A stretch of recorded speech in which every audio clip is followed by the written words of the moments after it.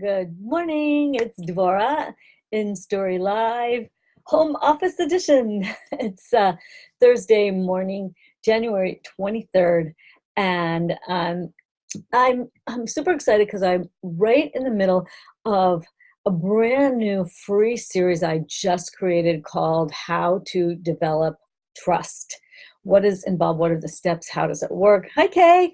And I just completely love the topic. I love where it's going today. I'm going to do my last teaching at 11 o'clock. And if you missed those and you're watching this video and you're wondering where the heck they are, you can find them inside the InStory Show Facebook group. And it's really led me to feel this sense of the power of really taking time to notice what keeps you from moving forward. Like, what is that? What's calling you forward and what's holding you back? And we've kind of progressed through 4 stages, and today I'm in the step called activation. Like, how do you move it forward? And I have some super cool ideas for some stories I'm going to tell, and just the way I see things. And this morning, and I was listening to some of the teachings by someone I've only recently started listening to, Gabby Bernstein, and what stuck with me that she talked about that is a big one for me is, how do you spend more time feeling good, more time feeling joy, feeling happy? And even before listening to her, I've been talking about and thinking about, how do you learn how to stay in that more uplifted, elevated state of being and feeling, no matter what's happening? Now, and I've been really talking about how it's not denial, right? It's not, I'm going to shut it down. Like, I grew up with that. I grew up with a certain ability to do fake happiness, which is, I'm fine. I had a little show way back when that was like, I'm fine, I'm fine, I'm fine. And that was not fine. This is different. This is, you're allowed to feel it. You do your work, and then you get up more quickly with more grace and ease, and you have that elevated state. You have better tools for shifting.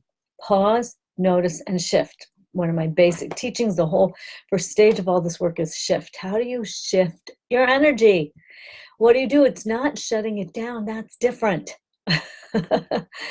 and so how do you be grateful? One of the things Gabby Bernstein was also talking about is, when you want something different, start by being grateful for what you have, which seems counterintuitive, because if I'm grateful for what I have, then does that mean that that's what I want? Hi, Lisa Beth, my neighbor.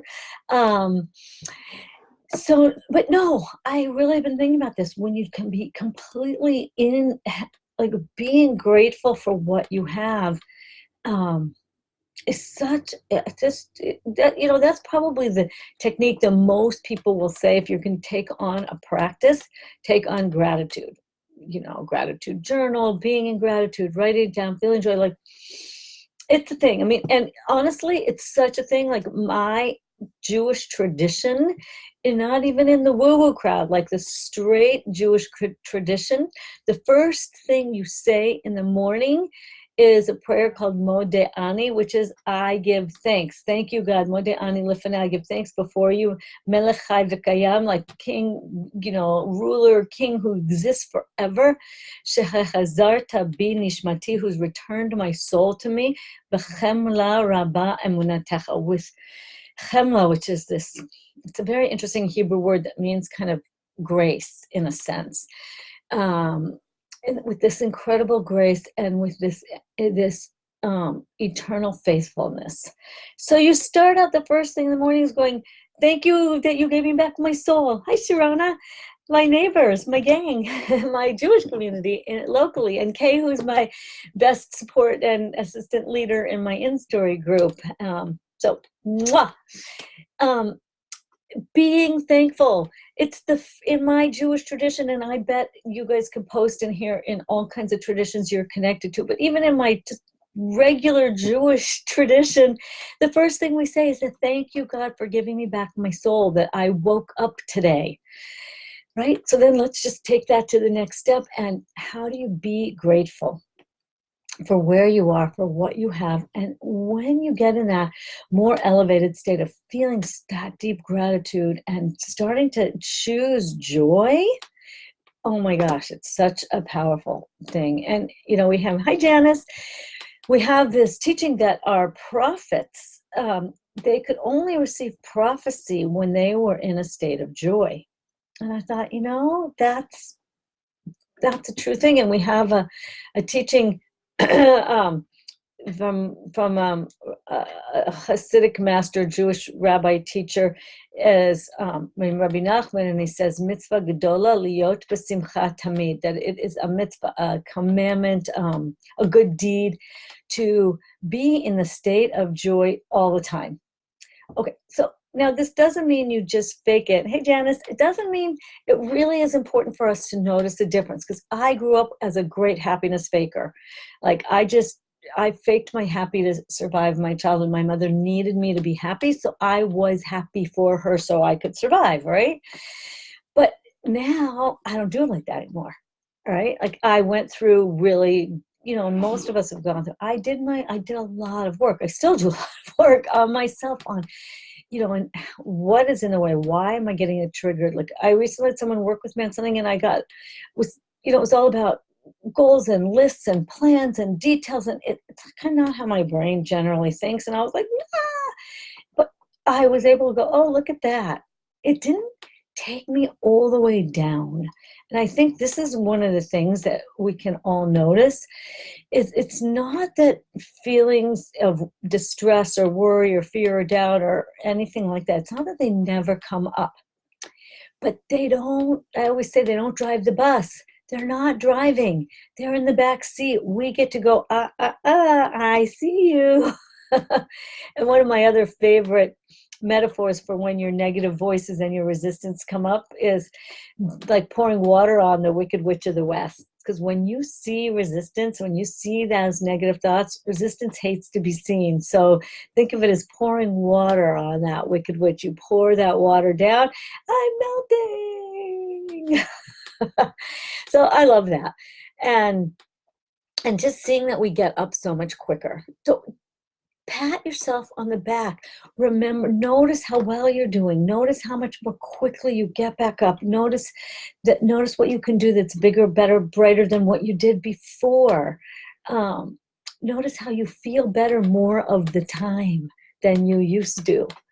Really, I said to my husband this morning, we were eating breakfast, both the girls that were out, and we're having a somewhat unusual, late, quiet breakfast together. And I said, I think it's easier to be happier as I'm older.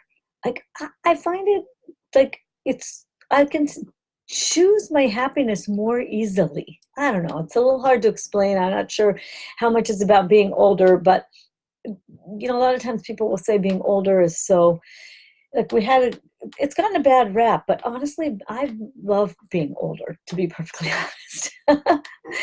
I love what I've learned. I love the new things I can do. I love my resilience. I love that I'm not taken down in the same way as I used to be.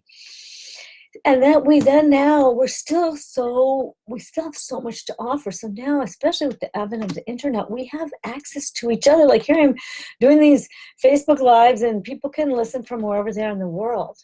So think about that. That's why I'm also so passionate about helping people really come out of hiding and dare to be seen, share their stories, really make an impact. Because we can. Like, it's the coolest thing ever. So, so whenever you're watching this now, or if it's later, come over into the InStory show group and you'll find the 4 steps for developing trust videos in there. And if you're around and you want to listen today at 11 a.m. Pacific time, if you want to listen live, if you happen to get this message or no, come on over, because I'm going to do those Facebook Live videos in the InStory show group. And stay tuned, because I'm also going to be doing a 3-hour trust intensive this coming Sunday online on Zoom. I'll post the invite for it. It's not free. It's a $197 program, but I'm bonusing it now for anyone who's been kind of connected right now in this whole trust training, so it'll be $100 off. So it's going to be a $97 3-hour live on Zoom, really deep dive, doing guided processes, really shifting out of those old places so people can really move forward. Super excited about it. So I'll post all of this information for you. Come over to the InStory show group. Trust yourself that what you have to offer really matters, that your work, like Sharona's an amazing artist, like your work, what you do in the world matters. And as you bring it out in the world, it's like Sharona and I were talking about bringing more light out in the world. You should post a piece of your art in the thread, Sharona. Makes art, look at it and you feel like you're looking at a sunny day even when it's cloudy outside. So share wherever you are, whenever you're listening to this, put some attention on trusting that what you have to say, to do, to bring out in the world, your story, your gifts have real value, and start to share them. Really.